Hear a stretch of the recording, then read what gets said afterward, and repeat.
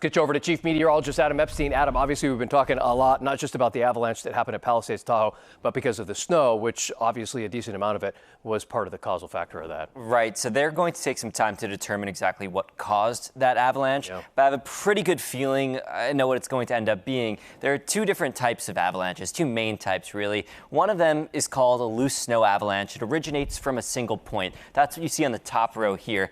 You get powder that falls down the mountain, both on the ground and up into the air. You might have seen videos of this. It just looks like a wall of white is coming at you.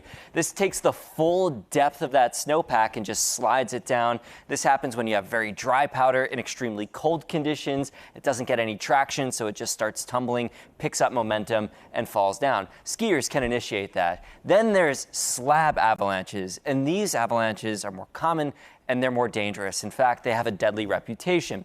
This happens when it's flowing on the ground only, and it takes just the surface of the snowpack. Let's say you create this base. It becomes dense, it's solid, you get a new snowfall on top of that, which can be heavy, it can have a different density, and it creates literally a slab. Think of layering a cake.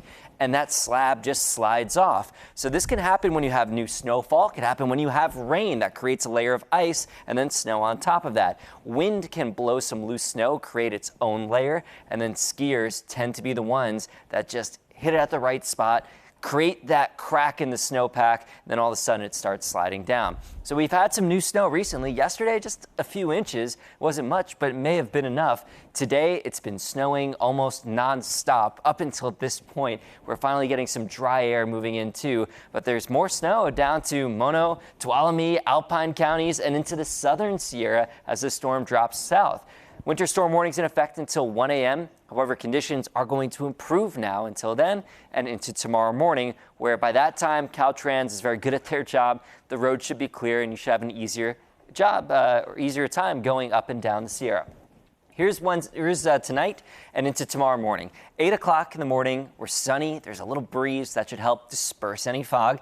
And then we stay bright in the afternoon with high temperatures bouncing up into the 50s after starting near the freezing mark. And then on Friday, clouds increase and we have another storm arrive. This one is not straight out of the north. Instead, it has a connection to an atmospheric river, which will result in more rain in the valley and also higher snow levels. The snow is not going to get down as low because it's warmer conditions, and here's that connection. So we could get some downpours, especially in the coastal range and in the foothills, but I expect more rain than what we saw today. It's not just us dealing with this cold. In fact, I wouldn't even consider it cold compared to what's happening in Wyoming, in Montana, the Dakotas. That's the core of it, where temperatures are not just 5 or 10 degrees below normal. We're talking about temperatures 30 or 40 degrees below normal. And it's not even just for a certain location here. It's for most of the country. All of that purple extending down into Texas, to Louisiana, Arkansas, Mississippi, Alabama. Everybody in the South is getting a dose of that cold air. Here in the West, we're actually going to be slightly above normal, possibly in California. And this is what it's going to be feeling like. Look at Montana there, 37 degrees below zero. You have any exposed skin, and that's going to hurt. You have temperatures feeling like 2 degrees in Kansas City, just 18 in Dallas with that wind chill. Meanwhile, the coldest region for us is, of course, the Sierra, and temperatures are on the rise. Highs will be near 40 on Saturday while it's snowing, and that means the snow is going to have a harder time sticking. I expect 6 to 18 inches of snow in the valley and foothills. A solid soaking is likely.